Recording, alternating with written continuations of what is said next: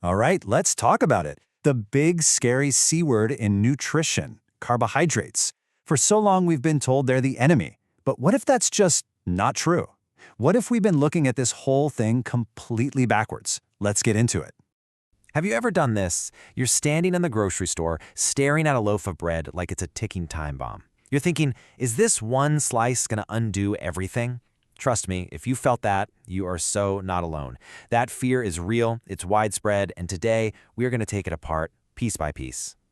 So how did we get here? For decades now, carbs have been cast as public enemy number one. But is that fair? Does that reputation actually hold up? Let's dig into what most people believe. And here's the story we're all told, right?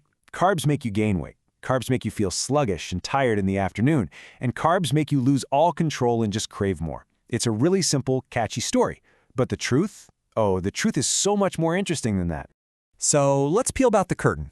What's actually happening inside your body when you eat or don't eat carbs? Well, it turns out your most important organ, the one running the entire show, is basically begging for them. Yeah, you heard that right. Your brain. It doesn't run on protein. It doesn't prefer fat. Its number one, top of the list, favorite food is glucose, which you get from carbs. This isn't just a suggestion. It's non-negotiable if you want your brain to work at its best.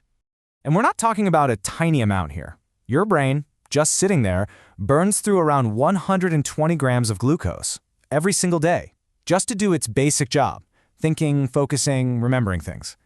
That's a huge energy demand. Okay, so what happens when you try to cut that fuel supply? You get all this stuff: brain fog, feeling irritable for no reason, anxiety, and thinking about food all the time. Sound familiar? Listen, this is so important.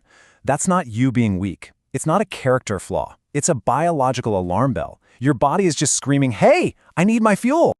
Okay, I can hear you thinking it. If my brain loves carbs so much, why does a bagel sometimes make me feel like I need a 3-hour nap? And that is a fantastic question. The secret isn't the carb itself, it's all about the context. It's about how we eat them. Get that wrong, and yeah, you're getting on that infamous energy roller coaster. Here's a super simple way to think about it. Carbs are just the gas for your car. The gas isn't good or bad, it's just gas. The real question is, what kind of engine are you putting it in? It's all about how your body, your engine, is set up to use that fuel. And check this out. This really shows what I'm talking about.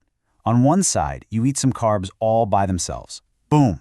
You get that big blood sugar spike, an insulin rush, and then the crash. You're tired and hungry again in no time. But look at the other side. You take that exact same carb, but this time you pair it with some protein or fat, and everything changes. Steady energy. You feel full for hours. It's a completely different experience from the exact same food. And you know what else helps? Fiber. Think of fiber as the brake pedal for your digestion. It literally slows down how fast the sugar hits your bloodstream. No big spike, no big crash. It's what keeps you off that roller coaster. So once you understand all this, how your brain works, the roller coaster effect, it starts to make sense why those super extreme low-carb diets, the ones that were all the rage, can really backfire for a lot of people. I mean, the whole diet world is just one big pendulum, isn't it? Back in the 90s, it was all fat is evil. Remember all those gross fat-free cookies? Well, that didn't work, so the pendulum swung all the way to the other side, and suddenly carbs were the new villain. For so many of us, the only result has been this miserable, exhausting cycle of restricting and then binging. And this goes way deeper than just feeling like you're missing out on pasta. When you cut carbs way too low, your body doesn't know you're on a diet. It thinks there's a famine. It goes into full-on survival mode. Your stress hormone, cortisol, spikes. Your thyroid, which runs your metabolism, can slow way down. And your brain chemistry and sleep, they get totally thrown out of whack. Let me ask you something. Ever been super strict, cutting out all carbs, and then suddenly you have a craving for sugar so intense you'd wrestle someone for a cookie? That's not you failing. That's not a lack of willpower. It's your brain chemistry. Your brain literally uses carbs to make serotonin. That's the stuff that makes you feel calm and happy. When serotonin drops, your brain sends out an emergency signal. Get me carbs, now. It's pure biochemistry. So the big question is, how do we get off this crazy ride? How do we break the cycle? Well, it starts by shifting away from fear and all-or-nothing rules and moving towards something smarter, more balanced. Let's talk about what that actually looks like. Think about it for a second. If carbs themselves were the problem, then some of the healthiest cultures in the world would be in big trouble. In Japan, they eat rice with almost every meal. In the Mediterranean, they're eating bread, pasta, potatoes, but there's some of the healthiest, longest-living people on the planet. What's their secret? It's that word again, context. They're not just eating a giant bowl of plain pasta. It's part of a complete meal with protein, fats, and veggies. And here's how simple this is in real life. You have an apple? Great. Pair it with some almond butter. Toast?